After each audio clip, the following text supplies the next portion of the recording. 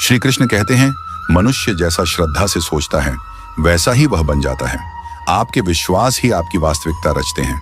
यदि आप खुद को निर्बल मानेंगे तो आप वैसे ही बनेंगे, लेकिन यदि आप आत्मविश्वास से भर जाएं तो जीवन बदल सकता है।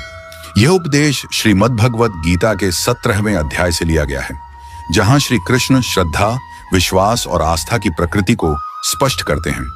यह उपदेश केवल धार्मिक संदर्भ तक सीमित नहीं है, यह पूरे जीवन को प्रभावित करने वाला गहरा मनोवैज्ञानिक और आध्यात्मिक सत्य है। जब श्री कृष्ण कहते हैं जैसी श्रद्धा वैसा मनुष्य, तो वह एक ऐसी शक्ति की ओर इशारा कर रहे हैं जो दिखाई नहीं देती, लेकिन हमारा पूरा जीवन उसी से बनता और बिगड़ता है, और वह है हमारा विश्वास। हर विचार जो हमारे भीतर बार बार आता है, वह धीरे धीरे हमारे स्वभाव, हमारे कर्म और हमारे भविष्य का रूप ले लेता है। यदि कोई बालक हर दिन यह सोचता रहे कि मैं बुद्धू हूं, मैं कुछ नहीं कर सकता, मेरे अंदर कोई योग्यता नहीं है, तो चाहे वह कितना ही योग्य क्यों ना हो, उसका आत्मविश्वास उसे आगे बढ़ने ही नहीं देगा।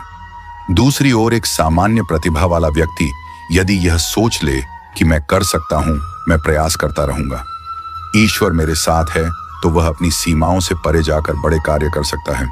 यह उपदेश हमें यह भी सिखाता है कि हमारी सोच ही हमारी सीमाएं तय करती है।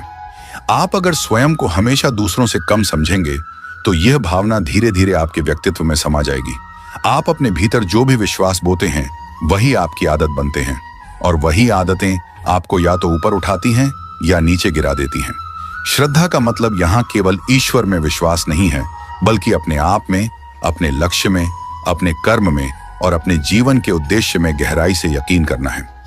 जैसे किसान बीज बोकर उसे समय देता है, विश्वास करता है कि एक दिन वह फल देगा, वैसे ही हम जब अपने भीतर आत्मविश्वास और सकारात्मक विचार बोते हैं तो वह धीरे धीरे हमारे जीवन को फलदायी बना देते हैं। यह उपदेश इस बात को भी दर्शाता है कि बाहरी परिस्थितियां उतनी महत्वपूर्ण नहीं होती जितना कि हमारी अंदर की सोच। अगर मनुष्य सोच ले कि मैं परिस्थिति से बड़ा हूं, तो वह कोई भी कठिनाई पार कर सकता है। लेकिन यदि वह सोचने लगे कि मेरे पास कुछ नहीं है, मैं अकेला हूं, मैं हार चुका हूं, तो परिस्थिति चाहे कितनी भी अच्छी क्यों ना हो, वह आगे नहीं बढ़ पाएगा। आपने देखा होगा, कुछ लोग अत्यंत विपरीत परिस्थिति में भी मुस्कुराते हैं और कुछ लोग सुविधा में भी चिंता से घिरे रहते हैं। फर्क किसका है? सोच का। और सोच आती है श्रद्धा से। इसलिए श्री कृष्ण यह नहीं कह रहे कि तुम क्या हो, बल्कि कह रहे हैं कि तुम जैसा सोचते हो वैसा बन जाओगे।